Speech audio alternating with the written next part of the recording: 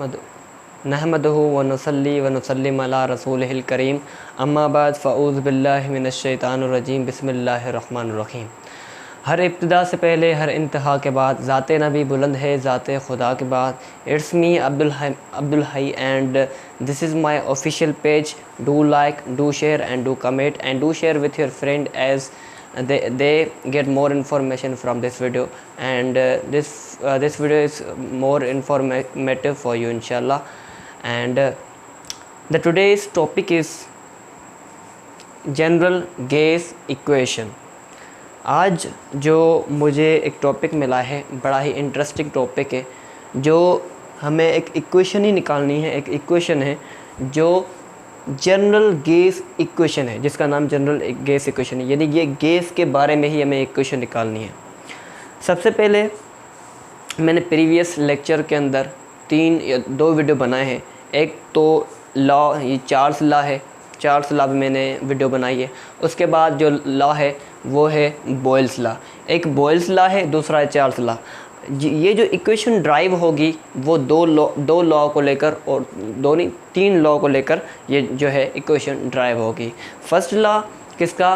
पहला लॉ होगा Boyle's law का, दूसरा लॉ होगा चार्ल्स लॉ का, और उसके बाद एवोगैड्रोस लॉ का। ये 3 लॉ के अकॉर्डिंग, यानी 3 को कंबाइन करके हम इस इक्वेशन को ड्राइव करेंगे। तो सबसे पहले ये स्टार्ट करते हैं टॉपिक। आ जाएं।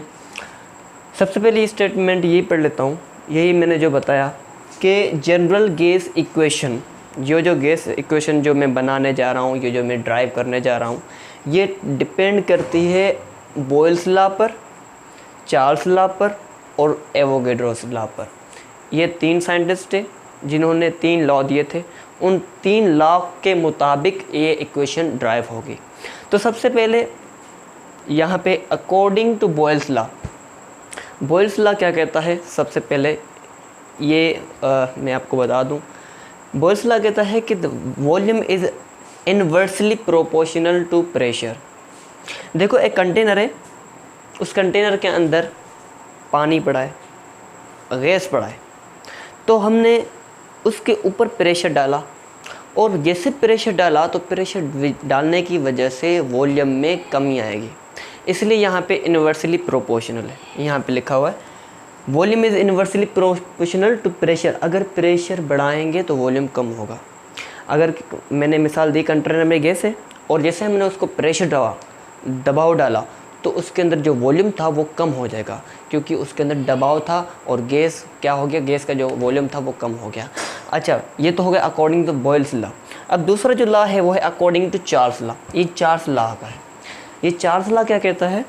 Volume is directly proportional to temperature. आपको पता है, अगर टेम्परेचर फॉर एग्जांपल 37 है सेल्सियस, अगर आपको यानी पता है कि टेम्परेचर से हीटिंग होती है, जैसे हम इस टेम्परेचर को बढ़ाएंगे तो आपको पता है कि अगर वॉल्यूम है या गैस है, तो गैस के अंदर टेम्परेचर की बढ़ने की वजह से जो मॉलिक्यूल हैं वो अलग अलग हो जाएंगे, और अलग अलग होने की वजह से उसके अंदर जो वॉल्यूम होगा गैस का वो बढ़ने लगेगा। आपको पता है कि जैसे वो मॉलिक्यूल अलग अलग हो जाएंगे, तो उसमें जो वॉल्यूम होगा पहले वाला इनिशियली से तब्दील होके वो यानी फाइनल, यानी कहीं ना कहीं वो उसका जो वॉल्यूम है वो बढ़ जाता है।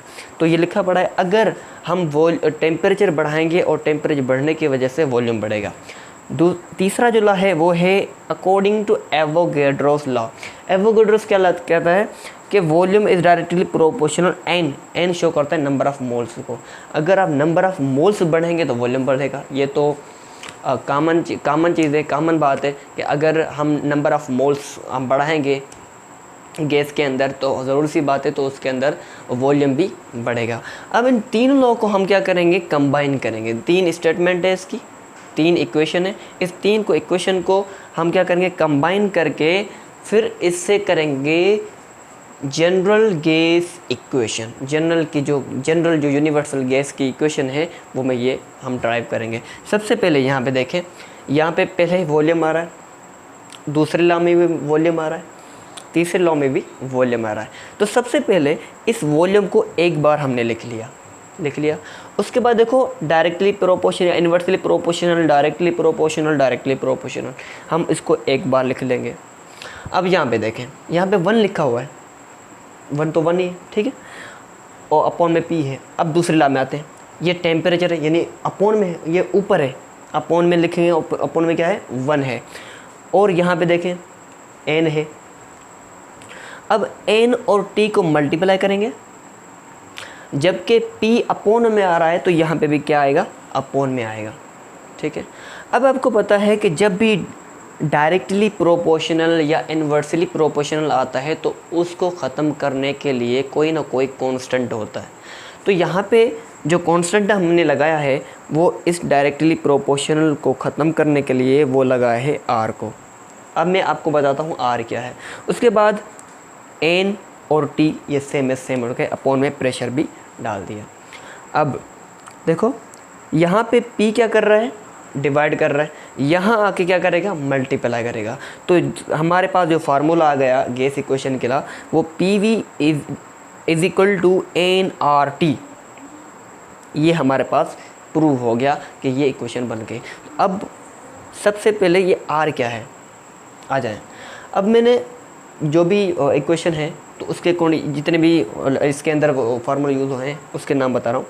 नंबर, ये जो n शो करता है वो नंबर ऑफ़ मोल्स को शो करता है। आपको पता है कि गैस के अंदर मोल्स ही होते हैं, है ना, तो मोल्स नंबर यानी n से शो करते हैं। उसके बाद T को टेम्परेचर से शो करते हैं, यानी टेम्परेचर को T से शो करते हैं।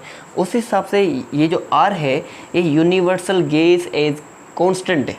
यहाँ पे जो R इस्तेमाल किया ये यूनिवर्सल गैस कांस्टेंट है, गैस का एक कांस्टेंट है।